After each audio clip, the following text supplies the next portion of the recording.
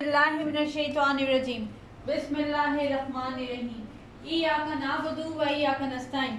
अस्सलामु अलैकुम। Welcome to my channel learn English with Nida.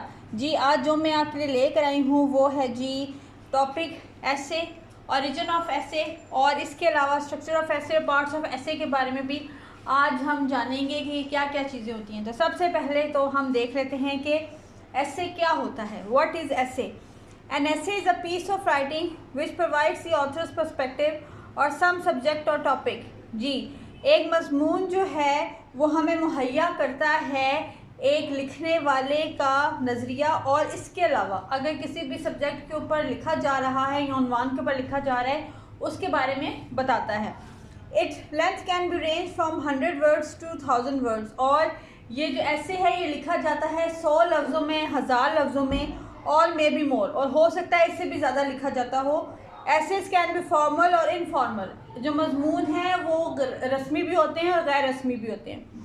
Formal essays are often written for serious purposes. A great example of a formal essay would be an essay for a school magazine on some serious topic or subject, or an essay for a newspaper article. जी, जो रस्मी मजमून होता है वो होता है ऐसा मजमून जिसको लिखा जाता है एक संजीदा उन्वान के ऊपर, और ऐसे जो मजमून होते हैं वो लिखे जाते हैं मैगजीन्स में या फिर न्यूज़पेपर पे लिखे जाते हैं।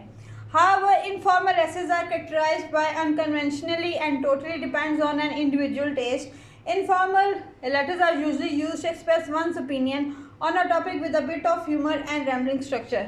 जी, जो गैर रस्मी मजमून होते हैं वो बिल्कुल गैर रस्मी जो ख़त होते हैं उनकी तरह होते हैं। हम जो है गैर रस्मी मजमून जो होते हैं वो हम लिख सकते हैं ह्यूमरस वे में, यानी कि मज़ाहिया अंदाज में हम गैर रस्मी जो मजमून है वो लिख सकते हैं।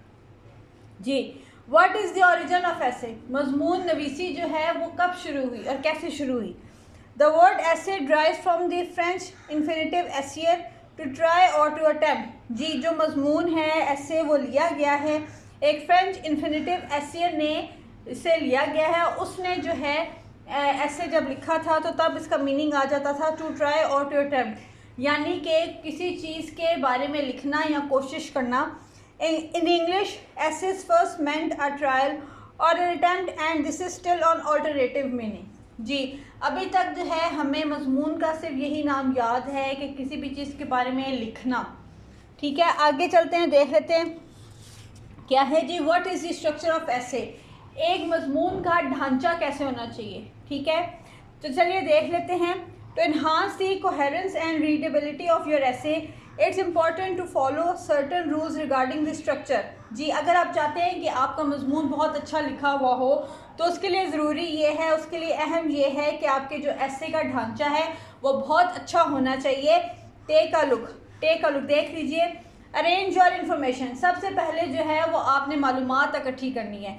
Arrange your information from the most simple to the most complex bit. You can start the body paragraph off with a general statement and then move on the specific. जी, आपने जो मालूमात है वो इकट्ठी करनी है और आपने मालूमात बहुत ज़्यादा इकट्ठी करनी है जो भी आपका टॉपिक है या जिसके मुतालिक आप ऐसे लिख रहे हैं। देन उसके बाद आपने ये डिसाइड करना है कि आप जो ऐसे है वो किस तरह से आपने उसको लिखना है। देन उसके बाद provide the necessary background information, और इसके बाद आपने ऐसे की जो इंफॉर्मेशन है, मालूमात जो है वो उसके पिछले चीज़ों के बारे में आपने बताना है। अगर तो आप किसी पर्सनैलिटी के बारे में लिख रहे हैं तो आप उसके जो एकेडमिक प्रोफेशनल यानी कि उसकी जो एजुकेशन है आप उसके बारे में बता सकते हैं। जैसे कि है provide the necessary background information at the beginning of your essay to give the reader the context behind your thesis statement. जी, select topic statements that provide value more information or evidence for your thesis statement. There are also various essay structures such as the compare and contrast structure, chronological structure, problem method, solution method and sign posting structure that you can follow to create an organized and impactful essay। ये जो सारी चीज़ें हैं इन के बारे में मैं आपको बताती हूँ आगे जाके कि एक ऐसे का इंट्रोडक्शन, बॉडी और कंक्लूजन कैसे होना चाहिए। ये वो चीज़ें हैं जो कि आपने अपने दिमाग में बनानी है जब आप एक ऐसे का जो ढांचा है वो बना रहे होते हैं कि कैसा जो है एक ऐसे जो है वो आपने कैसे लिखना है। दैन उसके बाद जब आप लिखना शुरू करेंगे तो आपने ये वाली जो चीज़ें हैं इन पर आपने मद्देनज़र रखना है जी। What are the parts of an essay, essay के कौन कौन से हिस्से होते हैं जी। सबसे पहला जो आएगा वो है जी इंट्रोडक्शन जी। सबसे पहले हम इंट्रोडक्शन देख लेते हैं कि इंट्रोडक्शन है क्या, लेकिन उससे पहले वाली लाइन हम पढ़ते हैं।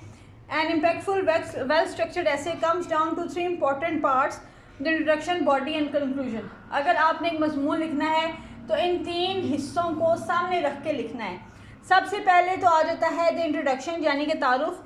The introduction sets the stage for your essay and is typically a paragraph long. It should grab the reader's attention and give them a clear idea of what your essay will be about जी। जो तारुफ है ऐसे का, मजमून का, वो आपने ऐसे लिखना है कि वो एक पैराग्राफ के ऊपर होना चाहिए और उसके अलावा उस पैराग्राफ में आपने कुछ ऐसी चीज़ें डालनी हैं जिससे कि जो आपका पढ़ने वाला है वो उसकी जो इंटरेस्ट है वो डेवलप हो, यानी कि उसकी दिलचस्पी बने आपके ऐसे को बाकी पढ़ने की। ठीक है। The body is where you dive deeper into your topic and present your arguments and evidence. It usually consist of 2 paragraphs but this can vary depending on the type of essay you are writing जी। Essay की body यानी कि जो ऐसे के दरमियान वाला हिस्सा होता है उसमें आपने जो है वो जो भी उन्वान है आपने उसके अंदर जो है वो डीपली चला जाना है, यानी कि आपने उसकी गहराई में जाकर उस उन्वान के लिखना है। और इसके अलावा ये जो बॉडी है ये होना चाहिए आपका 2 पैराग्राफ के ऊपर, यानी कि जो आपका दरमियान वाला पैरा होता है 2 पैराग्राफ के ऊपर भी हो सकता है और उससे ज़्यादा भी हो सकता है। और ये डिपेंड करता है, ये मुनस्सिर है कि आपका जो उन्वान है या जो आपका टॉपिक है उसके मुताबिक। ठीक है। फिर आ जाता है द कंक्लूजन जी।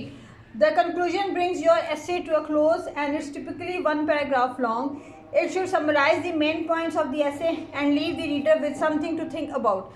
जी, जो conclusion है, जो नतीजा है वो आपका बहुत बेस्ट होना चाहिए और ये जो है जो नतीजा है वो आपका सिर्फ 1 पैराग्राफ पर होना चाहिए। और इसके अलावा आपने जो नतीजा है वो इतना अच्छा लिखना है कि जो पढ़ने वाला है वो इस पर सोचने पर मजबूर हो जाए। The length of your paragraph can vary depending on the type of essay you are writing.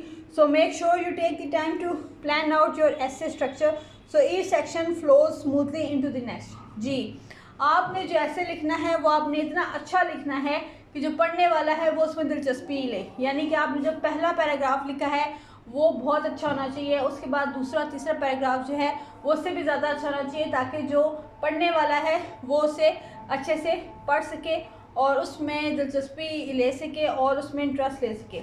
I hope कि ये जो मैं आपके लिए टॉपिक लेके आई हूँ ऐसे के ऊपर, यानी कि आपको मैंने ऐसे की कुछ चीज़ें बताई हैं कि ऐसे आपने कैसे लिखना है और ऐसे का स्ट्रक्चर और पार्ट्स कैसे होने चाहिए, इसके बाद ओरिजिन कैसे होना चाहिए, ये आपको अच्छा लगा होगा, पसंद आया होगा। और मैं ये भी उम्मीद करती हूँ कि अगर आपने मेरे चैनल लर्न इंग्लिश निदा को सब्सक्राइब नहीं किया तो आप इसे सब्सक्राइब करेंगे और साथ ही आप बेल आइकन को प्रेस करेंगे ताकि जो मेरी नई आने वाली वीडियो है वो आप तक पहुँच सके। और इसके अलावा आपने मेरे चैनल के बारे में दूसरे लोगों को भी बताना है ताकि दूसरे लोग भी इस चैनल से फ़ायदा उठा सकें। Thank you so much.